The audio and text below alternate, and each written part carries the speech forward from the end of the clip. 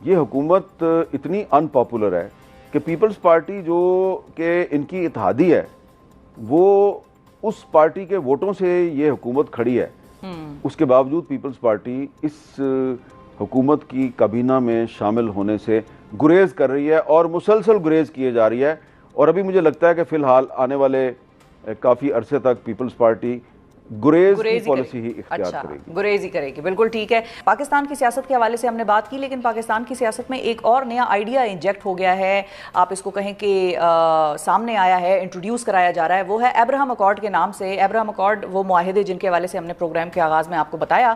میر صاحب یہ بتائیے کہ یہ ایبراہم اکارڈ جو ہے اس کو تسلیم کرنے کے حوالے سے خواجہ آصف صاحب، رانا ثناء اللہ صاحب کے جو اچانک تواتر کے ساتھ بیانات سامنے آ رہے ہیں، اس پر ذرا اگر ہم بات کر لیں، کیا واقعی پاکستان کو اس حوالے سے پریشر آ رہا ہے؟ پاکستان سے یہ تقاضا کیا جا رہا ہے کہ آپ ایبراہم اکارڈ کو مان لینے پر غور کریں، اور مطلب کہاں سے پریشر آ رہا ہے؟ کیا اس کا سلسلہ چل رہا ہے؟ یہ اس کے حوالے سے آپ کی کیا خبریں؟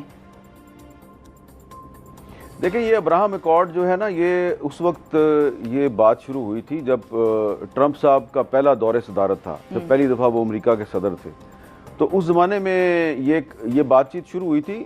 بظاہر اس کا مقصد تو یہ ہے نا کہ جو مختلف مسلم ممالک ہیں وہ اسرائیل کو بطور ایک مملکت کے تسلیم کر لیں، اس کے ساتھ سفارتی تعلقات قائم کر لیں، اصل مقصد تو یہ ہے۔ جی، تو یہ ٹرمپ صاحب کے پہلے دور میں یہ پریشر اس وقت بھی پاکستان پہ آیا تھا، میں اس کا آئی وٹنس ہوں، یہاں تک کہ مجھے بھی کہا گیا تھا کہ بھائی آپ لوگ جو ہیں وہ کیوں آپ اسرائیل کے ساتھ تعلقات کی مخالفت کرتے ہیں، کیا مسئلہ بھائی آپ کا اسرائیل کے ساتھ؟ اور اس کے بعد پھر کمپین بھی شروع ہوئی تھی۔ آپ یاد کریں نا کہ بہت بڑے بڑے جو پاکستان کے صحافی ہیں، ٹی وی اینکرز ہیں، انہوں نے پروگرام کیا تھا باقاعدہ کہ اسرائیل کے ساتھ سفارتی تعلقات قائم کرنے کے کیا فوائد ہوں گے۔ اور ایک میٹنگ مجھے یاد ہے جو وزیر اعظم سیکریٹریٹ میں ہوئی، اور اس میٹنگ میں کوئی 10-15 جو ٹی وی اینکرز ہیں ان کو باقاعدہ گھیر کر وہاں لے جایا گیا۔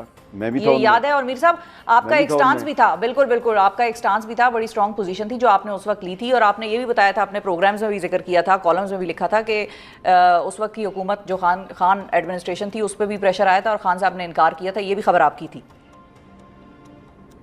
جی، وہاں پہ دیکھیں یہ ہوا تھا کہ ایسا لگ رہا تھا کہ کچھ ٹی وی اینکرز جو ہیں ان کو باقاعدہ بریف کیا گیا ہے، اور ان کی اسائنمنٹ یہ تھی کہ انہوں نے عمران خان کو کنونس کرنا تھا کہ جی آپ اسرائیل کے ساتھ سفارتی تعلقات کا ابھی بیٹھے یہیں پہ فیصلہ کر لیں، نہ پارلیمنٹ کے پاس جائیں، نہ کسی اور سے پوچھیں، بس یہ ٹی وی اینکرز ہیں نا جو 10-15، بس یہ انہی کے ساتھ فیصلہ کر لیں آپ، یہ اتنا بڑا۔ تو وہ اب خان صاحب جو ہیں، میرا پہلے تاثر یہ تھا کہ شاید یہ عمران خان صاحب جو ہیں یہ ٹریپ میں آ چکے ہیں، لیکن جب میں نے وہاں پہ بیٹھے دیکھا تو جو انفارمیشن منسٹر صاحبہ تھیں وہ صرف ان صحافیوں کو، ان اینکرز کو چانس دے رہی تھیں جو کہ اسائنمنٹ کو صحیح طریقے سے نبھا رہے تھے۔ ٹھیک ہے، پرو اسرائیل تھے اس وقت، وہ بار بار میری طرف دیکھ رہے تھے، ہاں خان صاحب بار بار میری طرف دیکھ رہے تھے، یہ نہیں بول رہا۔ تو پھر میں نے جب دیکھا کہ یہ تھوڑا سا انکمفرٹیبل لگ رہا ہے تو انہوں نے خود ہی مجھ سے پوچھ لیا کہ ہاں بھی آپ کا کیا خیال ہے؟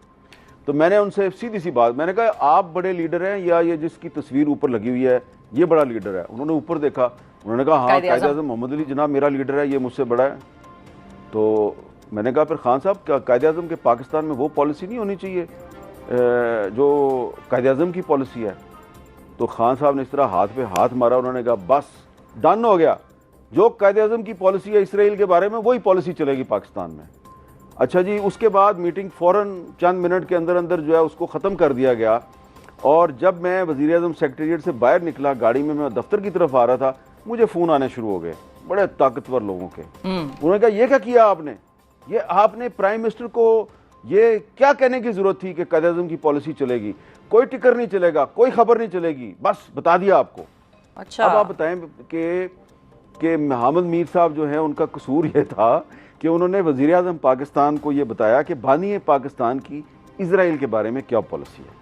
تو اب وہ 2019 تھا 2020 تھا وہ بات اب ختم ہو گئی ہے. اب 2025 میں آپ نے مجھے سوال کیا ہے ابراہم ایکارڈ کے بارے میں. بالکل, اب میں یہی پوچھنا چاہ رہی ہوں اس ساری کہانی کو سننے کے بعد اور یہ جو واقعہ آپ نے سنایا ہمارے ناظرین کے لیے, اس کے بعد اب میر صاحب سے میرا یہ سوال ہے کہ اب ہاتھ پہ ہاتھ مار کے کون کہے گا کہ بھئی ڈن ہو گیا اور جو قائد اعظم کی پالیسی ہے وہی پاکستان کی پالیسی ہوگی 2025 میں بھی, یا آپ کے تجزیے اور آپ کی جو دوراندیشی آپ کو بتا رہی ہے وہ یہ ہے کہ 2025 میں شاید وہ پالیسی تبدیل ہونے لگ رہی ہے یا ہونے جا رہی ہے؟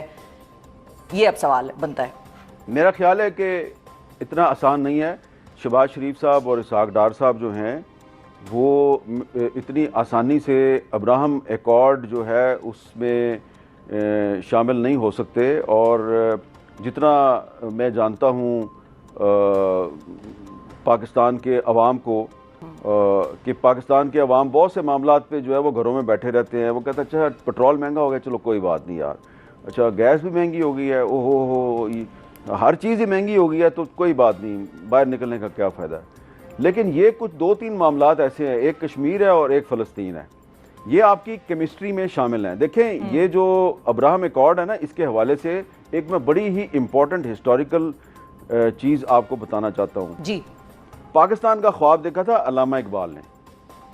علامہ اقبال نے مسلمانوں کو واضح طور پہ نصیحت کی ہوئی ہے. جب وہ ایک فلسطین کانفرنس میں شرکت کے لیے مسجد اقصیٰ میں گئے اور پھر وہاں سے واپس آئے تو انہوں نے ایک بات کہی تھی. انہوں نے کہا تھا کہ یہ جو عرب ممالک کے بادشاہ ہیں نا, فلسطین کے مسئلے پہ کبھی بھی ان کی وزڈم پر اور ان کی پالیسی پر اعتماد نہ کرنا کبھی. یہ بات انہوں نے لیٹ 30s میں کہی تھی. قائد اعظم نے تو بہت بعد میں بات کی نا, علامہ اقبال نے یہ لیٹ 30s میں بات کی تھی کہ کبھی بھی ان پر اعتماد نہیں کرنا. عرب ممالک کے جو بادشاہ ہیں ان کی فلسطین کے بارے میں پالیسی پہ کبھی اعتماد نہ کرنا. اور پھر جب یونائٹڈ نیشنز کی ریزولوشن کے تحت جب اسرائیل قائم ہو گیا 1947 میں, تو اس کے بعد کچھ عرصے کے بعد اسرائیل کے جو پرائم منسٹر تھے انہوں نے قائد اعظم کو لیٹر لکھا کہ آپ ہمیں تسلیم کر لیں. جی, قائد اعظم نے مناسب نہیں سمجھا کہ اسرائیل کے پرائم منسٹر کو جواب دیا جائے. انہوں نے کہا کہ جو تمہارا جو اصل سرپرستی آلہ ہے نا, میں اس کو جواب دیتا ہوں. تو انہوں نے قائد اعظم نے دسمبر 1947 میں لیٹر لکھا امریکن پریزیڈنٹ ٹرومین کو, اور یہ لیٹر آج بھی یو ایس اسٹیٹ ڈپارٹمنٹ کی جو آرکائیوز ہیں اس میں آج بھی موجود ہے, آپ نکال کے ڈاؤن لوڈ کر کے پڑھ سکتی ہیں. قائد اعظم نے کہا تھا کہ یہ یونائٹڈ نیشنز کی جنرل اسمبلی کی ریزولوشن 181 کے تحت جو ڈویژن آف پیلسٹائن کی گئی ہے اور اسرائیل قائم کیا گیا ہے, یہ غلط ہوا ہے. اس سے کوئی مشرق وسطیٰ میں امن قائم نہیں ہوگا اور ہم اس کو تسلیم نہیں کرتے, اور اس سے یہودیوں کو بھی کوئی فائدہ نہیں ہوگا. تو اب جب علامہ اقبال اور قائد اعظم جنہوں نے یہ ملک بنایا ہے ان کی پالیسی جو ہے وہ آپ کے سامنے ہے. جتنے مرضی عرب ممالک اسرائیل کو تسلیم کر لیں, جتنے مرضی افریقہ کے مسلم ممالک اسرائیل کو تسلیم کر لیں, اگر علامہ اقبال اور قائد اعظم نے کہہ دیا کہ اسرائیل کو تسلیم نہیں کرنا, تو پھر جو بھی پاکستان کا حکمران جو ہے وہ یہ کام کرے گا خدا نہ خواستہ, تو وہ پھر علامہ اقبال اور قائد اعظم کے ساتھ غداری کرے گا. بہت شکریہ ادا کریں گے حامد میر صاحب. ناظرین ہمارے ساتھ کہ پاکستان کی سیاست اس وقت کیا ہو رہا ہے, کیا ہلچل مچتی نظر آ رہی ہے یا نہیں آ رہی ہے, اس کا بھی بڑا واضح طور پر ہمیں اطلاعات اور جو حرکات و سکنات حکومتوں کی لگ رہی ہیں نظر آ رہی ہیں وہ میر صاحب نے بتائیں, اور ساتھ ہی ابراہم ایکارڈ کا بھی جتنا کچا چٹھا تھا وہ سارا کھول کے بیان کر دیا ہے. ان وزراء کو بھی یہ پروگرام دیکھنا چاہیے میر صاحب نے جو باتیں کی ہیں, جن کو کہ شاید معلوم نہیں ہے. میر صاحب ایز آلسو سیڈ کہ شاید ان کو نہیں پتا کہ قائد اعظم یا علامہ اقبال کی رحمۃ اللہ علیہ کی کیا پالیسی رہی ہے, کیا ان کے بیانات اور فرمودات رہے ہیں.